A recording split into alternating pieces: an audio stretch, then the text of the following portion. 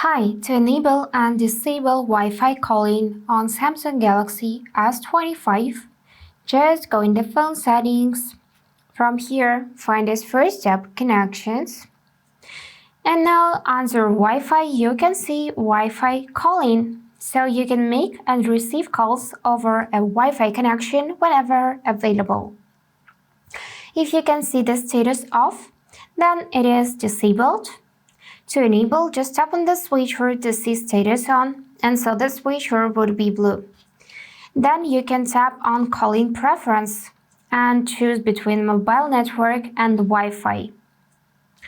And if Wi-Fi calls do not work after activation, then make sure that the latest software updates are installed on your device. And for better compatibility with the feature, check with your mobile operator for Wi-Fi calling support on your tariff. And to disable feature, just tap on the switcher once more. And that's all for today. If this video was helpful, please subscribe, like, and comment. And I wish you all the best. Bye bye.